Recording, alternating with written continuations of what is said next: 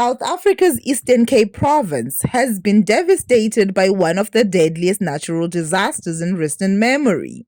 A powerful cold front brought torrential rain, gale force winds, and even snowfall, triggering flash floods that overwhelmed entire communities. What began as a storm on the evening of June 10 rapidly escalated into a full blown catastrophe. In cities like Mthatha, Qumbu, Libode, and Port St. John's, floodwaters surged up to 3 to 4 meters high, submerging homes, vehicles, and roads in minutes. Over the past week, torrential rainfall has battered towns across the Eastern Cape. Entire neighborhoods were submerged in muddy waters. Residents were seen clinging to rooftops to survive, while families were torn apart in a matter of hours. One survivor described the chaos, saying, "I've never seen anything like this. The water was around my neck. I barely made it out alive." One of the most heartbreaking incidents involved a minibus transporting high school students. The vehicle was caught on the submerged R61 bridge near Mthatha and swept away by the raging waters. Reports confirmed that 6 students and 2 adults lost their lives. Miraculously, 3 students were rescued after clinging to trees for safety. However, 4 students then remained missing, amplifying fears of additional fatalities. This single event accounts for a significant portion of the mounting death toll.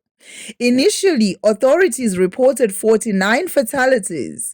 As flood waters receded and rescue efforts intensified, that number climbed to 57 by June 12, and by June 13, the death toll has risen to at least 78. Now, it stands at 88. Dozens remain missing. Rescue teams, constrained by limited equipment and manpower, have worked around the clock to locate survivors, recover bodies, and offer emergency assistance. Some victims were found up to 2 kilometers downstream from where they were believed to have been swept away. The sheer force and unpredictability of the floods have left a grim trail of destruction. The South African government has declared a state of disaster in 4 provinces due to widespread flooding. In the Eastern Cape alone, over 1,200 homes have been destroyed. More than 70 schools and 20 healthcare facilities were damaged. Roads and bridges have collapsed. Tens of thousands of residents were left without electricity, clean water, or shelter. June exams in the Eastern Cape have been severely disrupted as schools across flood-affected areas remain closed or damaged. Learners are grappling with the trauma of lost homes, missing loved ones, and the overwhelming aftermath of the disaster.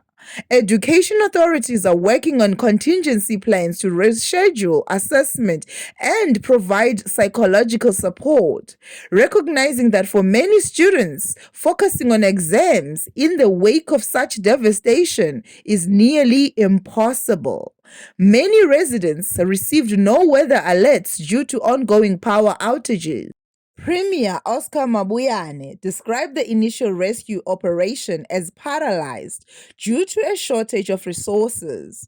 The province had only one rescue helicopter stationed over 500 kilometers away and lacked local specialized teams such as divers and K9 units. These were deployed only after being mobilized from distant areas.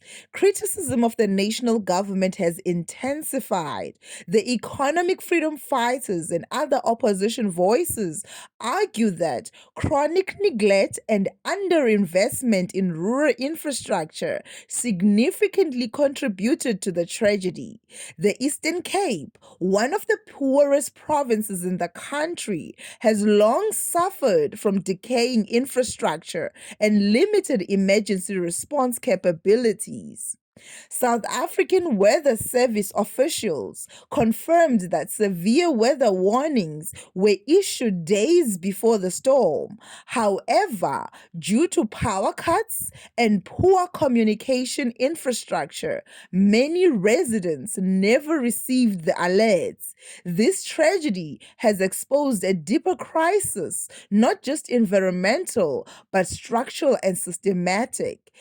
The floods have become a rallying cry for urgent investment in reliable early warning system, resilient rural infrastructure, emergency preparedness and training, climate change adaptations strategies. Ramaphosa's administration has activated the National Disaster Management Center and committed national resources to the region. However, many South Africans feel that the government response was reactive rather than proactive. Amid the heartbreak, there have been inspiring moments of solidarity. Neighbors rescued each other from rooftops. Local NGOs, such as the Gift of the Givers, distributed food, blankets, and other essentials. Emergency shelters were set up overnight. As the Eastern Cape begins the long journey towards recovery, the full impact of the floods extend far beyond the physical destruction. Families are mourning, communities are displaced, and the future of countless learners hangs in the balance. This disaster has not only exposed vulnerabilities in the infrastructure and emergency preparedness, but also highlighted the strength and unity of affected communities in the face of such tragedy. Like, share, and subscribe to stay informed about the stories that matter.